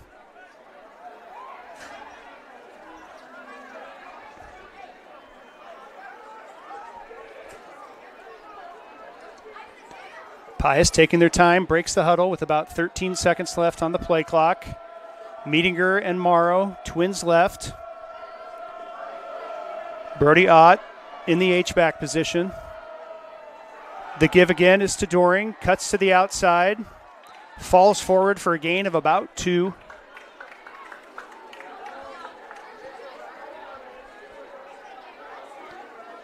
That will bring up 3rd down, about 6 to go.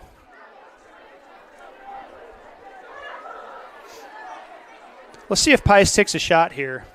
See if you can get Charlie into some single coverage. Even if it's intercepted, it's kind of like a punt. Pius breaks huddle in a tight bunch formation.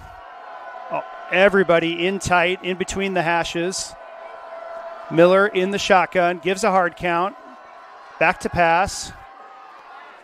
Finds Charlie Morrow at about the 31-yard line. Charlie made a great move, made a defender miss, and it is enough for a Thunderbolt first down.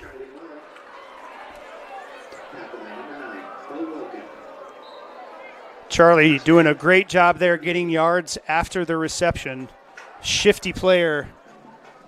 He may not be the biggest guy on the field, but he's tough to bring down. His speed, his quickness, I can't say it enough. The more Pius can get the ball into his hands, the better. Get the ball into the hands of your playmakers.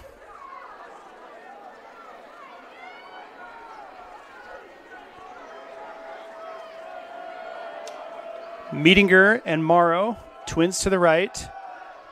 The give again is to Doring, who is met immediately by number 53, Rylan.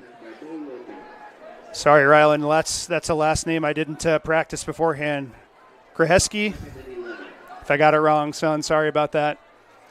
You did a good job filling the hole. So 2nd and 11.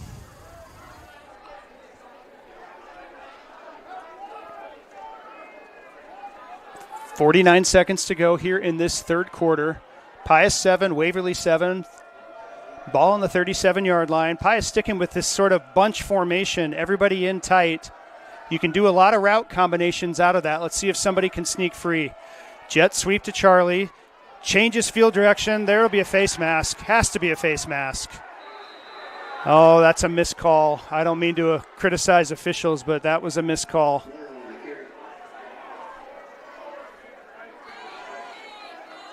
Charlie was able to pick up a few, giving Pius a 3rd and 9, but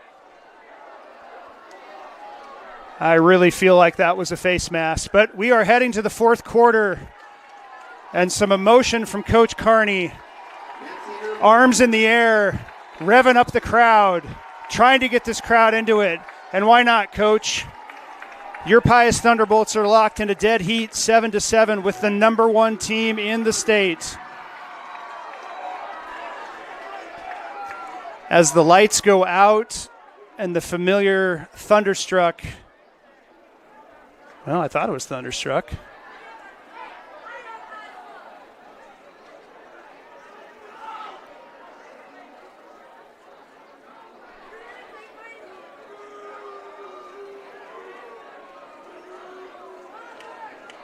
Oh, shoot. Unfortunately, the audio is not working for the light show. So the students are going to go ahead and fill in. There we go. There's the music. And you know what? On a night like tonight, senior night, number 1 Waverly, here on Pius's home turf, a little light show, a little Thunderstruck. Players jumping up and down on the sideline. You just got to love it. The stuff we've come to expect from the Husker games when they play at night, we now have here at Aldrich Field, and Waverly just as excited and getting into it as the Pius players are.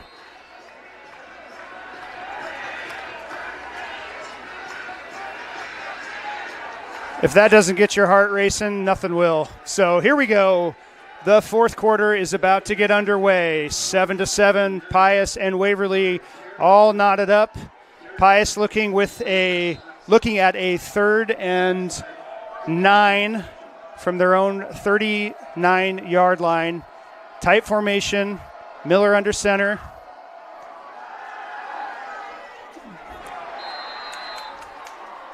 I like the play call. They tried to do a little screen pass out on the edge to Doring, and the pass was just underthrown a little bit. So certainly one Dominic Miller would love to have back, but keep your head up, son.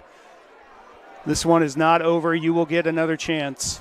So Henry Salter back to punt. Axman and McElhose back to receive. Salter punting from his 26-yard line. Some pressure. The punt is fielded about the 23. And Pius is able to drop him at about the 31-yard line. So field position flips. Waverly takes over on the 31-yard line with 11:44 left to play. Unfortunate that Pius couldn't convert on those 2 turnovers that their defense forced here in this third quarter. But they are in this game. They're every bit in this game. A lot of heart here on senior night from the Thunderbolts. You just love to see it.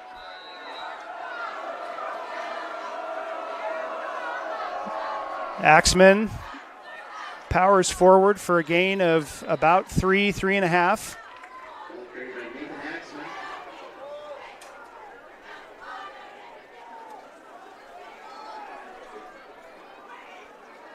Pius, like I said, 4-4 on the season, riding a 2-game winning streak with wins over Lincoln Standing Bear and Beatrice.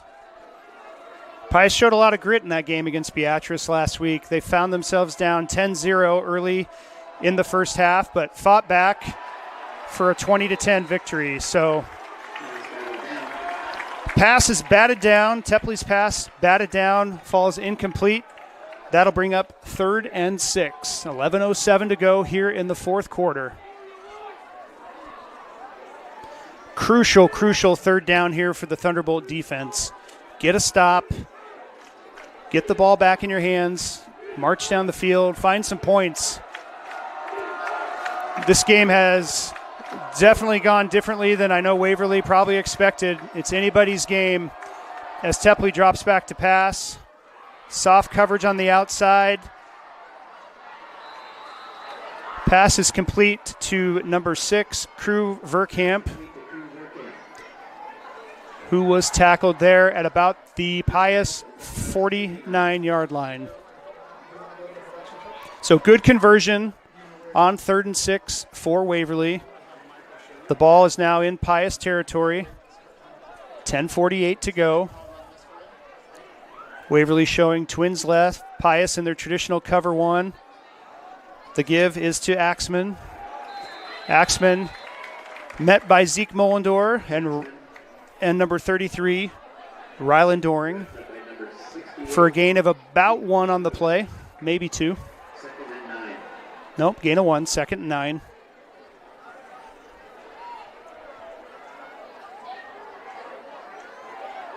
Axman definitely has speed getting out to the edge. Pius's defensive ends, Carter Goki and Anthony Iber, doing a good job setting the edge. Nothing outside of you, letting those linebackers come and make plays on the outside. So Tepley, tunnel screen, met immediately by Carter Goki. So great example there, Carter Goki coming from that defensive end position all the way over to the sideline to make the tackle.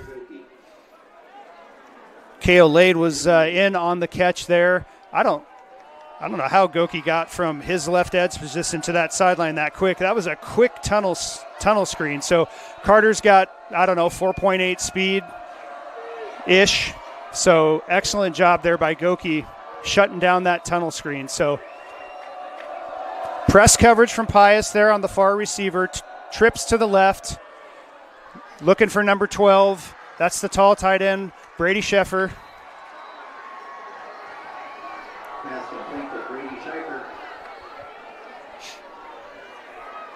And that's enough to move the sticks here with 9:17 to go. It'll be 1st and 10. Waverly from the Pius 33-yard line.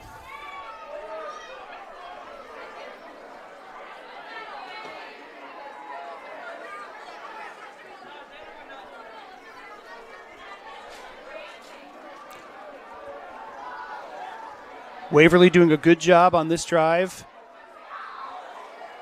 Moving the ball, taking care of the ball, something that hadn't happened the last 2 drives with those fumbles. Came out in kind of a power I formation with 3 running backs in the backfield, but coach didn't like what he saw, and Waverly takes a timeout. The Pius cross-country team is on the way back from Kearney.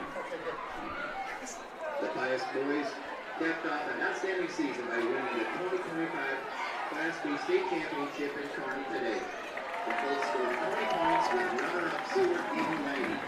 It is the 2nd consecutive championship for Pius attempt in the program's 12th overall.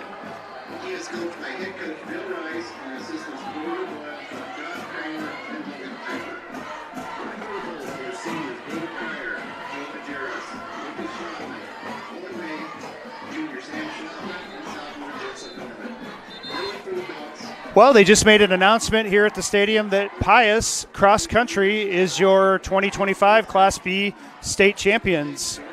So congrats to the boys from Pius the 10th, your 2025 Class B state champions. That is simply awesome.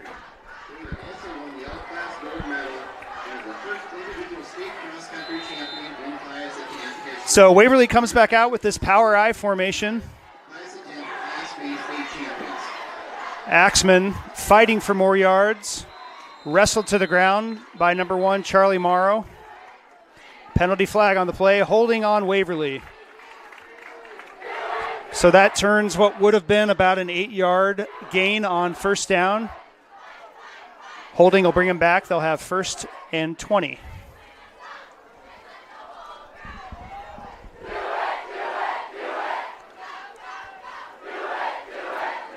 Pius student section coming alive,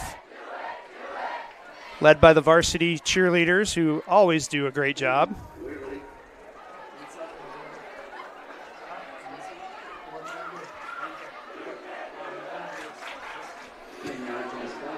So after the holding penalty, Waverly will have 1st and 20 from the Pius 43-yard line. Great opportunity for the Thunderbolt defense here now. Waverly with a long down and distance here, 1st and 20. Probably thinking pass. Still a little bit of mist coming down. The give is to Axman up the middle. Axman fighting for more yards. Gains about 7. George Mediger on the tackle. Second down. Good job by George Medinger there, bringing down a powerful running back. Nathan Axman, the 6', 170-pound senior. Waverly will have 2nd and 14, 7:45 to go in the game. All tied up, 7-7 here.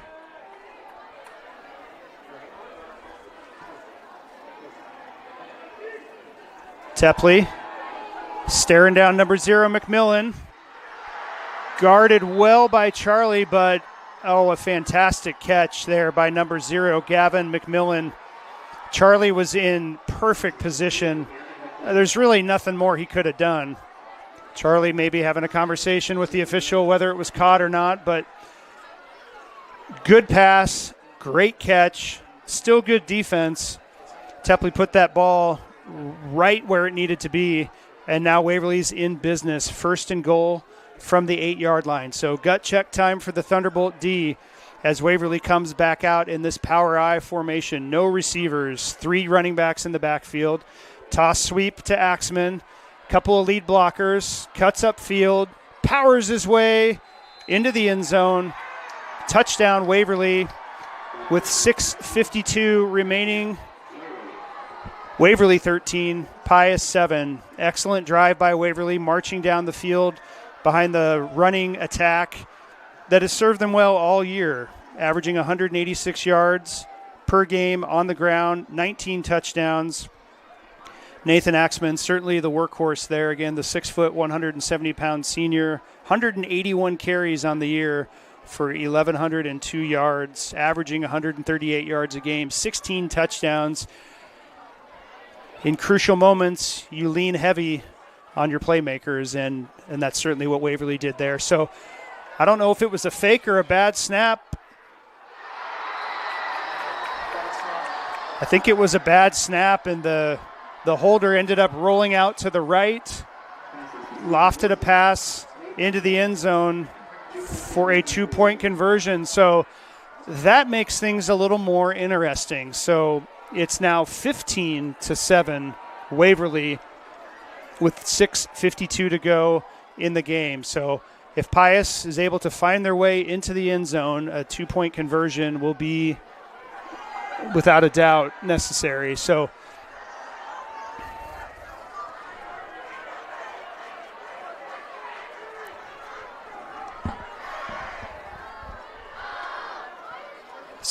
the snap was good. The holder just kind of, he had it in his hands and then he dropped it, which is going to throw off the timing with your place clicker. So he picked it up, sprinted off to his right. I mean, Pius was there. There was defenders in the area, but unfortunately he was able to find a man in the end zone and get the 2-point conversion. So that's where we are, 6:52 to go. Waverly 15, Pius 7. Iberg is signaling something to his up back, or his fellow lineman there. I don't know. I think actually that was a pretty good heads-up play by Iberg. He started jumping up and down and was talking to the other guys there on the front, and Waverly kind of did a little pooch kick that went out of bounds at the 19-yard line. So sometimes, onside kicks aren't always, a little dribbler that you try to squib out 10 yards and recover. Sometimes you can kick it high and kick it short and get your guys down there to recover it. But Iberg must have seen something, because he was jumping up and down and yelling, and I don't know. I feel like Gavin Fowler's kicks have gone a lot deeper, but he kicked it high, kicked it out of bounds, which results in Pius taking over here on the 35-yard line. 6:52 to go in the game. Referees are stopping play for a second. Said something to Cannon Gomez. Gomez had to run off the field. So Donnell will come in his place. I don't know, maybe there was blood. You never know, but referees deemed that Gomez had to come out. So here we go. 1st and 10 from the 35. Thunderbolts going toe-to-toe with the best in Class B.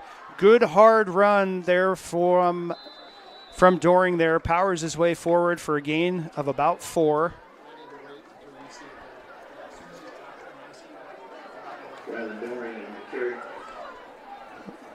Ryland took that ball and turned on the Jets. That was a good hard run. I love seeing that. Love to see that from your 180-pound senior running back. He's been your workhorse all year with 110 carries. He's also a force on defense, 61 tackles, a sack, and a couple of tackles for losses. So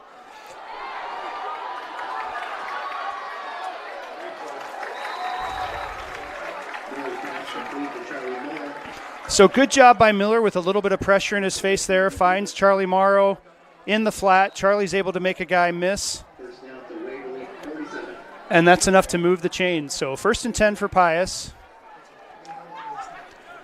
Just under 6 minutes to play here in this 4th quarter. It's Waverly 15, Pius 7.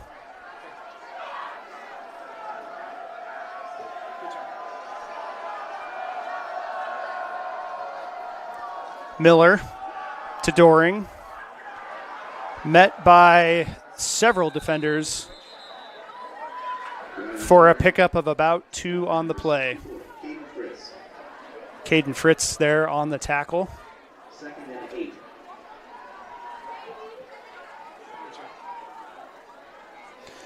Second and 8. Clock continues to run. 5:18 to go here in this final quarter. It's Waverly 15, Pius 7.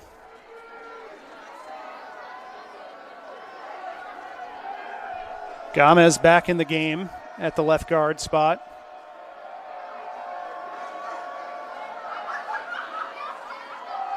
The give is to Doring. Not much doing there. A pickup of about 1.5 on the carry there. So Pius looking at third and 7, 3rd and 6. With 4:40 to go in the game, you're kind of in 4-down territory anyway. I would imagine punt is not in the mind of Coach Carney. So, again, you don't have to get all 6 on this play. Find a way to cut this in half. Get yourself to a 4th and 1, 4th and 2. Make it manageable. So, great communication from the offensive line from Pius. Pointing, talking. Number 12, Brody Scheifer, came hard off the edge. Miller just didn't have enough time. The pass was intended for Doring in the flat, but it was just too quick. And now Pius looking at a 4th down.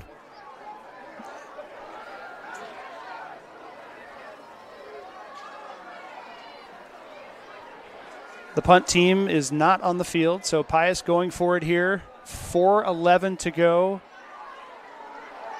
from their own 43-yard line. 4th and 6. Huge play. It's not late enough to say this is going to define this game or not, but it just might. So Miller back to pass, looking. Oh, are they going to throw the pass interference? Miller kind of sidearmed it for number 9, Joey Buss, and kind of a bang-bang play, was tackled to the ground, and the Pius sideline definitely wanted pass interference there on that one, but unfortunately that is not the case, and Pius turns it over on down. So with 4:04 to play, it's Waverly 15, Pius 7.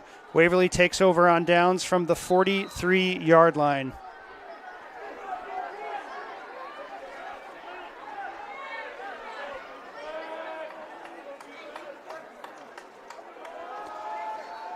The give is to Axman. Gain of about 2.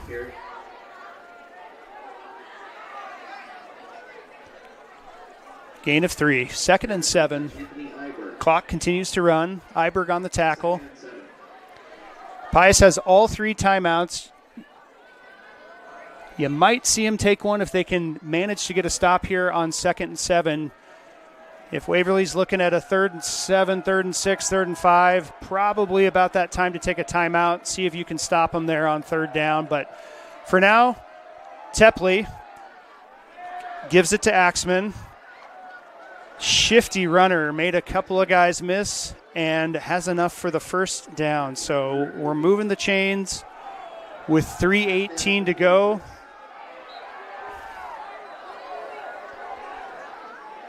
Axman all game and really all season been the workhorse running back of this Waverly Vikings offense. And so I expect they will continue to ride him, continue to burn the clock, taking as much of the play clock as they can.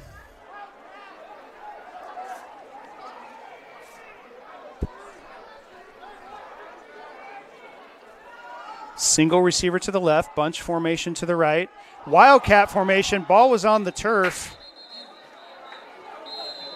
So they lined up Axman in the Wildcat. He dropped it, but fortunately was able to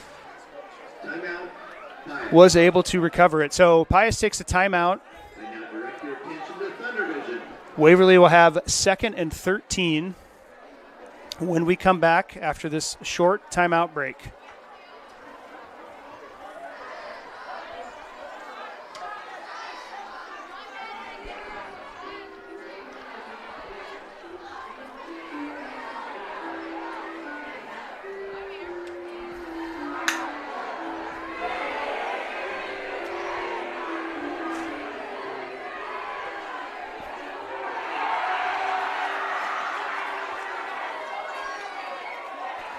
Fun little tradition here where they show a video produced by the broadcast media class where they hide an item under a helmet and then they shuffle it around and the students in unison calling out 3, and they were right. I don't know what was under that helmet. 2 weeks ago it was Bishop Conley. This game it was meal in a bowl. All the parents of Pius students know what that means.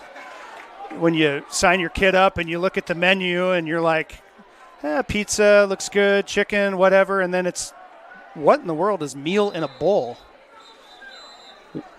Anyway. So Axman on the carry. Pius uses their 2nd timeout. Mollendor, good job on the tackle there. Ball be placed at the 48-yard line. It'll be 3rd and 7. Meal in a bowl. I mean, I'll give them credit. It's original. It's descriptive. My kids have said that they enjoy it. But very clever by the Pius broadcasting class.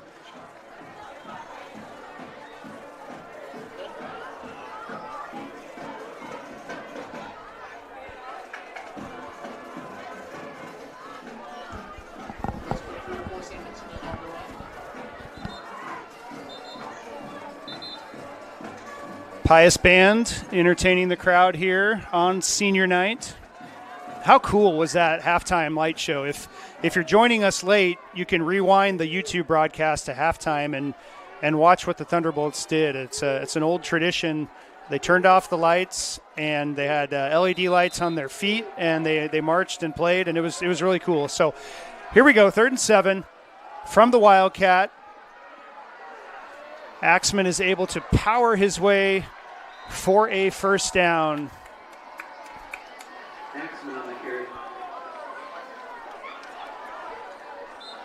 And now the clock's your enemy. So 2:26 to go. Pius has 1 timeout left. Another 1st down more than likely ends this. A valiant effort tonight from the Thunderbolts. Nobody thought they would play Waverly as well as they have. It's been a tight game all night long. Really proud of the effort that I've seen from the Thunderbolts tonight, and Waverly too. It's just been a good Class B football game. So the give is to Axman, and Pius will use their final timeout after a gain of about 3 or so on the play, maybe 2. Looks like it'll be 2nd and 8. Pius using their final timeout with 1:55 to go in the game. Again, it's Waverly 15, Pius 7.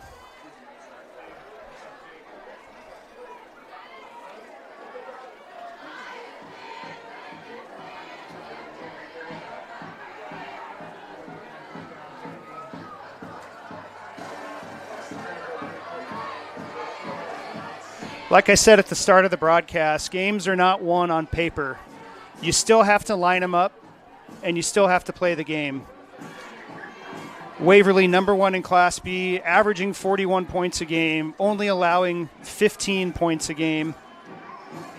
And give the Thunderbolts credit. They've gone toe-to-toe with the only unbeaten team left in Class B, holding them to only 15 points, which would be a low point total for Waverly on the season. So 1:55 to go, 2nd and 8, ball on the 30. Waverly in the power I formation, 3 running backs in the backfield, Tepley under center. The give is to Axman, met by Zeke Mullendor at about the 29-yard line. So Pius out of timeouts, clock continues to run, 3rd down. And about 6, 3rd and 6.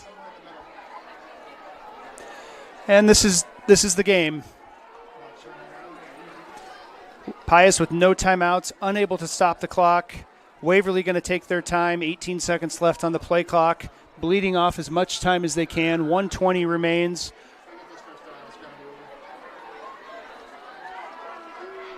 Play clock down to 7. Tepley in the shotgun. Oh, excuse me. No, that was Axman in the Wildcat.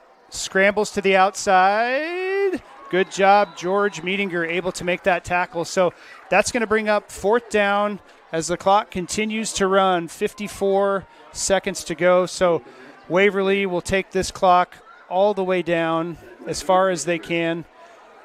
They can snap it with about 16 seconds left. It's too far for a field goal.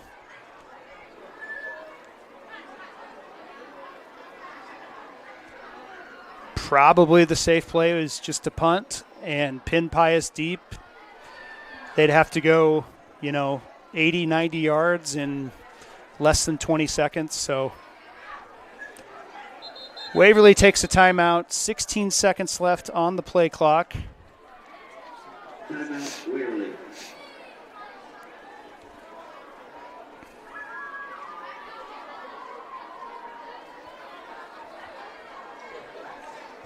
I can't say it enough. Outstanding effort by the Thunderbolts tonight. They've shown a lot of heart, a lot of grit. It shows the character of your team. When you know you're the underdog, when you know nobody believes that you even have a chance, when most people assume this would have been over at halftime, Pius showed up. I'll give the seniors credit. I'll give the coaching staff credit. They came in with a game plan. You're starting your 3rd string sophomore quarterback, Dominic Miller, who's done a fine job. I'll give Dominic a lot of credit. It's not easy to come into a starting role that you weren't expecting to have. Not easy to go up against the number 1 undefeated team from Class B. The Thunderbolts were in the game all night, but it looks like Waverly just too much for them here at the end. But 16 seconds left, 4th and 6. Tepley's on the field in the shotgun. Back to pass, probably just burn some time off, throw it as deep as you can. Oh, caught by Brady Scheffler, actually for a touchdown. Well, the scoreboard's going to tell a different story than really how this game went. And, Waverly, 4th down, under 20 seconds. I mean, essentially what you're doing there is a 7-step drop, just trying to burn a little bit of time off, throw it deep. That's going to burn a little more time off. But unfortunately for the Thunderbolts, they're going to come up on the losing end tonight. The coverage was there. I'm trying to see here on the replay who was in coverage there. Whoever it was, certainly there's a height disadvantage as Brady Schieffer, 6'5", 210. So extra point is up and good. So with 7 seconds to go here in this game, it's Waverly 22, Pius 7. But like I said, the scoreboard tells a very different story. Pius was every bit into this game, well into the fourth quarter. But at the end of it, Waverly just too much.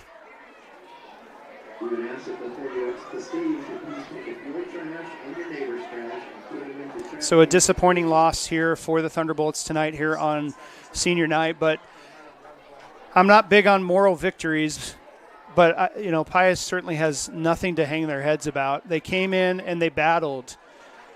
And we'll see what the playoff picture looks like. From everything I've read, it would appear Pius will get into the playoffs. Probably in that 13, 14 seed, somewhere in there. Might involve a long road trip out to Scottsbluff. But what did tonight show you? What is tonight's lesson? The lesson is for about 3.5 quarters, you went toe-to-toe with the best in Class B, number one, undefeated, a team that Bennington couldn't beat, Seward couldn't beat, Norris couldn't beat. So I think what that does for you is it shows you that going into the playoffs, anything can happen. If you were able to go toe-to-toe with Waverly tonight, who's to say you can't go toe-to-toe with Scottsbluff or Elkhorn North or anybody that you might find here in the playoffs. So Charlie Morrow on the return, fumbles the ball as time expires. Your final from tonight, Waverly 22 and Pius 7. So a great effort again. I can't say it enough. A great effort from these Thunderbolts here on senior night. Losing is never easy. I mean, what an upset it would have been had Pius found a way. For 3.5 quarters, they were in this game. They played hard. I think it's pretty obvious they left it all out on the field, but tonight, it just wasn't enough. But I'll still say, again, not big on moral victories, but if nothing else, this showed this team that they can hang with the best in Class B. And Pius has certainly played the best in Class B. Elkhorn North was number one when Pius played them in the first week of the season. I think Scott was number one when they played them here a couple weeks ago, earlier this month. Norris was number two. So, Pius has certainly gone up against the best that Class B has to offer. But tonight showed them that they can hang. And so as they move on, hopefully into the postseason, that can be the lesson they take with them tonight. So our final from Aldrich Field, Waverly 22, Pius 7. Thanks for joining us. My name is Taylor Ashburn. Have a good evening, and we'll see what the postseason holds for these Thunderbolts. Good night, everybody.